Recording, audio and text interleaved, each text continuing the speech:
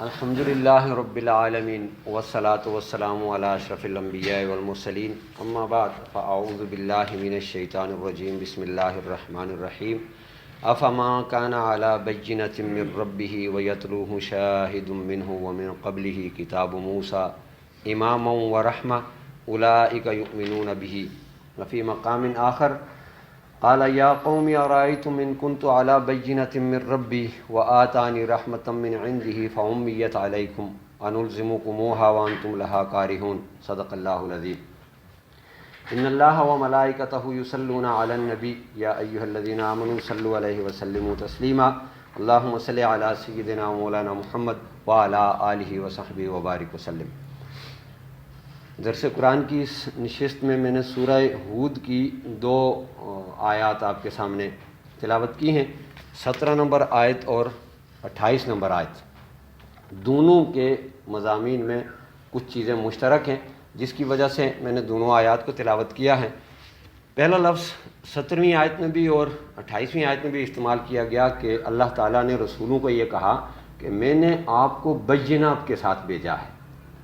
اب نبی کریم صلی اللہ علیہ وآلہ وسلم کو اللہ تعالیٰ نے بینہ دے کر بھیجا، ہم یہ سمجھتے ہیں، اور دنیا میں بینہ کے بغیر حکمرانی ممکن نہیں ہے۔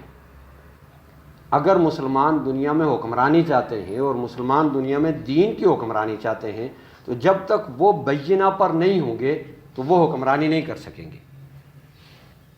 جس فیلڈ میں بھی دنیا میں جو بھی قوم حکمران بنی ہے، جس بھی قوم نے دنیا کو لیڈ کیا ہے، اس قوم نے اپنے آپ کو بینہ پہ قائم کیا ہے۔ بینہ کیا ہے؟ قرآن مجید کی اتنی وسیع اصطلاح ہے، اس کی آپ ریسرچ میں جائیں تو بینہ بنیادی طور پر تو صرف ایک دلیل کو کہتے ہیں، یعنی کسی بات کے لیے آپ کے پاس دلیل ہونی چاہیے، لیکن بینہ دلیل کے اس درجے کو کہتے ہیں، کل بھی آپ سے یہ عرض کی تھی کہ جو ان ریجیکٹیبل ہو، جس کو ریجیکٹ نہ کیا جا سکے، دنیا کی کوئی طاقت اس دلیل کو ریجیکٹ نہ کر سکے، اس وقت کی وہ سپر دلیل ہو، اس کو بینہ کہتے ہیں۔ اب ہم دیکھتے ہیں کہ مسلمانوں نے دنیا کے اندر کس طرح یہ مقام حاصل کیا۔ اس کے لیے ہمیں مسلمانوں کے ابتدائی اسٹرکچر کا مطالعہ کرنا ہوگا کہ مسلمانوں نے ابتدا میں اس بینہ پر کیسے عمل کیا۔ جیسے آج ہمارے ملک میں اور ہمارے سسٹم میں ایک بہت سارا شور ہے نصاب کا، تو نصاب ہی وہ بنیادی بینہ ہوتی ہے جس کے ذریعے قوم عروج پر جاتی ہے۔ اس کے لیے ہم نبی کریم صلی اللہ علیہ وآلہ وسلم نے جب ریاست تعمیر کی، ریاست مدینہ، تو اس وقت نصاب کیا تھا اور نصاب کیا ہوتا ہے؟ نصاب کی دو مختلف تعریفات مختلف ائمہ نے لکھی ہیں۔ پہلی تعریف انہوں نے یہ لکھی ہے کہ قومی روایات اور تہذیب و ثقافت کو آئندہ نسلوں میں منتقل کرنا یہ تعلیم کے مقاصد میں سے ایک اہم مقصد ہوتا ہے، یہ نصاب کا پہلا حصہ ہوتا ہے۔ اور دوسرا حصہ فرماتے ہیں کہ تعلیم کا دوسرا مقصد یا دوسرا حصہ حالات حاضرہ کے ساتھ مطابقت پیدا کر کے وقت کے بدلتے ہوئے رجحانات کا ساتھ دینا۔ اگر آپ کے پاس جو علم ہے وہ ان دو چیزوں پر پورا نہیں اترتا تو آپ دنیا میں عروج کی طرف نہیں جا سکتے۔ آپ کا علم، اب نبی کریم صلی اللہ علیہ وآلہ وسلم کا جو ادارہ تھا، مسجد نبوی اور اس کے ساتھ صفہ اکیڈمی تھی، اس صفہ اکیڈمی میں کیا نصاب تھا؟ اس پر بہت سارے محققین نے بہت کچھ لکھا ہے، میں چند آپ کے سامنے باتیں رکھوں گا۔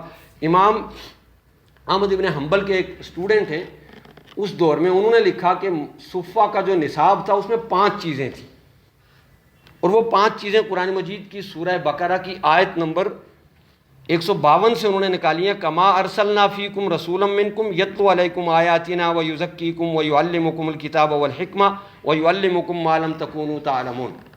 یہ ما لم تکونوا تعلمون بڑا خاص لفظ ہے، اس پر ہم آگے چل کے بات کریں گے۔ وہ 5 چیزیں کیا تھیں؟ سب سے پہلے یتلو علیکم آیاتنا، تلاوت قرآن، قراءت قرآن۔ دوسری بات ویزکیکم، تزکیہ، یعنی نصاب کا دوسرا حصہ تزکیہ تھا۔ تیسری بات ویعلمکم الکتاب، تمہیں کتاب سکھاتے تھے۔ 2 الگ باتیں ہیں، پہلی کیا تھی؟ تلاوت کرتے تھے، اور دوسری کیا تھی؟ یعلم، سکھاتے تھے۔ اور اگلی بات فرمائی کہ وَيُعَلِّمُكُم مَّا لَمْ تَكُونُوا تَعْلَمُونَ، جو علوم تمہارے پاس نہیں ہیں وہ تمہیں سکھاتے تھے، علوم نو کی تعلیم۔ اس युअल्लिमुकुम मा लम तकूनु तालमून में इमाम अहमद बिन हम्बल के स्टूडेंट जो हैं उनने लिखा कि उलूम नौ की तालीम ये सुफ़ा का निसाब था। अब निसाब हम समझते हैं कि निसाब क्या होता है, किसी मकसद के हुसूल के लिए आप कोई तरीक़ाकार जब बनाते हैं तो वो तरीक़ाकार एक निसाब होता है। मकसद क्या है, मुसलमान का मकसद क्या है दुनिया में, कुंतुम खैरा उम्मतिन उखरिजत लिन्नास तअमुरूना बिल मारूफ व तनहौना अनिल मुनकर व तुमिनूना बिल्लाह, तुम दुनिया में इंसानों की बेहतरी के लिए निकाले गए हो। सिंपल बात ये है। अब इंसानों की बेहतरी वो करेगा जो बाकी इंसानों से खुद पहले बेहतर दर्जे पर होगा। जो खुद बेहतर दर्जे पर नहीं है इल्म में, अमल में, असलहा में, मुल्की सिस्टम में, अपने सियासी सिस्टम में, अपने एजुकेशन सिस्टम में, अपने जुडिशरी सिस्टम में, अपने आर्मी के सिस्टम में, अगर वो बाकी दुनिया से बेहतर नहीं है तो वो उनके लिए क्या बेहतर करेगा। कि अगर तुमने तरक्की करनी है और तुमने ऊपर जाना है तो तुम्हें बैयना के दर्जे पर फायज होना होगा। क्या हम इल्म में बैयना पर हैं? क्या हम सियासत में बैयना पर हैं? क्या हम जुडिशरी में बैयना पर हैं? तो ये बुनियादी चीज़ें हैं जिसके ज़रिए हमने बैयना तक पहुंचना है। और उसके लिए वो सुफ़ा की यूनिवर्सिटी का निसाब जो नबी करीम सल्लल्लाहु अलैहि वसल्लम ने उम्मत को दिया, उसमें पहली 4 चीज़ें, अब समझे, हम नसाब के पीछे पढ़ते हैं, पहली 4 चीज़ें वो डायरेक्टली कुरान से मुताल्लिक है और 5वीं चीज़ जदीद उलूम से मुताल्लिक है। हम जदीद उलूम में इतना फंस गए कि कुरान हमारे निसाब का एक छोटा सा जुज़ बन के रह गया, जबकि जो इस्लामिक करिकुलम था, जो इस्लामी निसाब था, जो सुफ़ा का नबी सल्लल्लाहु अलैहि वसल्लम ने निसाब बनाया था, उसमें जदीद उलूम ज़रूरत के लिए थे कि जितनी एक इंसान की ज़रूरत है दुनिया में रहने के लिए उतने उलूम सीखना लाजमी है ताकि अपनी ज़िंदगी को अच्छे तरीके से आगे चला सके। और जो कामयाबी थी दुनिया में फ़लाह और आखिरत में फ़लाह, उसके लिए 4 चीज़ें थी, तालीम किताब, हिकमत और हिकमत की तालीम। अब ये हिकमत क्या है, ये एक अलग चैप्टर है पूरा। इसमें आइम्मा ने और मुफस्सिरीन ने ये लिखा है कि हिकमत से मुराद अहादीस है, बाज़ ने ये लिखा। तो क्या आज हमारा मास्टर डिग्री होल्डर हदीस से वाकिफ़ है? इसका मतलब वो हिकमत के इल्म से वाकिफ़। अगर कुरान पढ़ भी सकता है तो सिर्फ पढ़ने की हद तक पढ़ता है। कुरान की तालीम और कुरान की जो ताल्लुम का लफ्ज़ कुरान ने इस्तेमाल किया कि वो सीखता है, किसी को सिखाया नहीं जाता। हमारे बुनियादी निज़ाम तालीम के अंदर ही वो 4 चीज़ें मौजूद ही नहीं हैं। जो 4 चीज़ें इब्तिदा में मैंने आपके सामने रखी कि क़िराअत कुरान, तज़किया नफ्स, तालीम किताब, तालीम हिकमत, ये 4 चीज़ें नहीं हैं। अब जब तक निसाब में ये 4 चीज़ें ना होंगी तो फिर हम दुनिया के सिस्टम्स का जायज़ा लें ना। किसी निज़ाम का आप जब जायज़ा लेते हैं तो उसका सबसे अहम ज़रिया तालीम का निसाब होता है कि देखें कि इस मुल्क में पढ़ाया क्या जा रहा है। हम पाकिस्तान के निसाब का जायज़ा लें, पूरी दुनिया के निसाबों का जायज़ा लें कि वो क्या पढ़ा रहे हैं। और जो हमारे मकासद हैं, ये जो निसाब होता है वो मकासद के हुसूल की एक सीढ़ी है।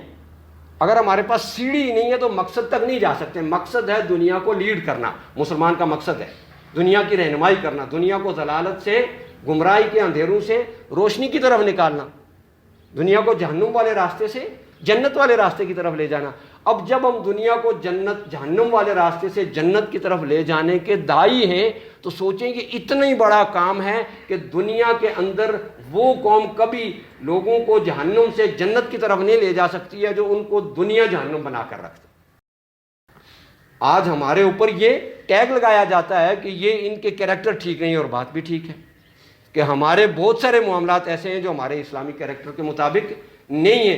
तो जब तक हम उस बुनियादी निसाब के उस मकसद को कि निसाब सीढ़ी है, इसके ज़रिए हमने मकसद तक पहुंचना है, वो बैयना पर नहीं होगा, यानी वो क्लास के दर्जे की, बड़ी क्लास के दर्जे की दलील हमारे पास नहीं होगी। और वो दलील सिर्फ ज़ुबान से नहीं, पूरी दुनिया में हमारी कौम दुनिया को नज़र आए, हमारी कौम दुनिया के सामने उस स्टेज पर खड़ी नज़र आए, खा हमारे दीनी लोग हों, खा हमारे सियासी लोग हों, खा हमारे अदलिया के लोग हों, जब वो उस लेवल पर नज़र आएँ तो तब हम दुनिया को ये कह सकते हैं कि अब हमारे पीछे चलो। अगर ये बात नहीं है तो आगे फरमाया कि तीसरी चीज़ क्या है, मंजिल, हमारी मंजिल अल्लाह की रज़ा का उसूल है कि हमने अल्लाह की रज़ा के ज़रिए जन्नत को हासिल करना है। तो उस मंजिल तक पहुँचने का रास्ता भी निसाब ही है जो नबी करीम सल्लल्लाहु अलैहि वसल्लम ने सुफ़ा की एकेडमी में इंसानियत को सिखाया था। अब निसाब वो बुनियादी चीज़ है जिसको कुरान ने बैयना कहा। जो बात मैं आपके सामने गोशगुजार करना चाहता था कि बैयना का मतलब यह है कि निसाब, अल्लाह ने रसूलों को निसाब दिया कौमों की तरबियत के लिए, रसूलों को एक निसाब डिज़ाइन करके दिया। ہم اس نصاب کو جو ایک سمپل نصاب ہمارے پاس موجود ہے جس کو قرآن مجید کہتے ہیں، اس میں محنت کرنے کی ضرورت تھی. اس میں محنت کے بجائے ہم اس کے صرف ایک پوائنٹ وَيُعَلِّمُكُم مَّا لَمْ تَكُونُوا تَعْلَمُونَ، وہ علوم جو ہمارے پاس نہیں ہیں، ان علوم کے حصول کے پیچھے سرگرداں رہی پوری قوم، اور جو علم ہمارے پاس موجود تھا جس میں 4 علوم تھے، ہم اس کی طرف نہیں گئے. اب 5ویں علم کو سیکھنے کے لیے تو ہم پوری دنیا میں بھاگ رہے ہیں.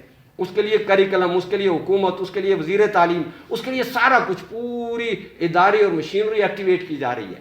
لیکن جو علوم ہم نے سیکھنے تھے، جو 4 علوم تھے جو نبی صلی اللہ علیہ وآلہ وسلم نے ہمیں عطا کیے تھے اللہ سے لے کر، اللہ نے ان کو دیے اور انہوں نے ہمیں عطا کیے، یہ 4 علوم جب تک نصاب تعلیم کی بنیاد نہیں ہوگی، اور وَيُعَلِّمُكُم مَّا لَمْ تَكُونُوا تَعْلَمُونَ، سائنس، میتھس، لینگویجز وغیرہ وغیرہ، اس پر انشاءاللہ تعالیٰ آگے میں آپ کے سامنے بات رکھوں گا کہ یہ چیزیں نبی صلی اللہ علیہ وسلم نے کیسے سکھائی لوگوں کو.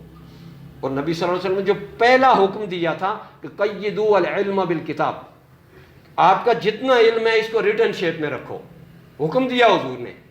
اب نصاب ریٹن شیپ میں اور مقاصد ریٹن شیپ میں نہیں ہوں گے اگر قوم کے، تو ایسے بے ہنگم سی قوم ہے، آج قوم کو پتہ ہی نہیں ہے ہمارے مقاصد کیا ہیں. پڑھے لکھے لوگوں کو پتہ نہیں ہے کہ ہماری قوم کے مقاصد کیا، ہم نے کہاں پہنچنا ہے، ہم نے قوم کو کہاں لے جانا ہے. بس نوکریوں کے چکر میں ہے، میں اور آپ بھی نوکریوں کے چکر میں، اور قوم بھی نوکریوں کے چکر میں ہے. ڈگری مل جائے، اس کے ذریعے اچھی سی نوکری مل جائے، اس کے ذریعے اپنے بچوں کا فیوچر سیکیور کر لوں، بس یہ میری زندگی ہے. جبکہ مقصد کا پتہ ہی نہیں ہے تو پھر آپ کریکلم کو کیا ڈیفائن کریں گے؟ کریکلم تو ایک مقصد کے لیے بنایا جاتا ہے، اس کریکلم کے ذریعے قوم کو یہاں تک لے جانا ہے میں نے، اور وہ مقصد اللہ نے قرآن میں کلیئر کر دیا کہ تمہارا مقصد انسانیت کی فلاح دنیا میں بھی اور آخرت میں بھی، اس کے لیے اسٹرگل کرنا ہے. جبکہ ہم اس اسٹرگل سے دور ہو گئے اور ہم دنیا داری کے ان معاملات کے پیچھے لگ جانے کی وجہ سے اپنے آپ کو اس نصاب تک نہ لے جا سکے جس نصاب کے لیے اللہ نے ہمیں لفظ بینہ استعمال کیا.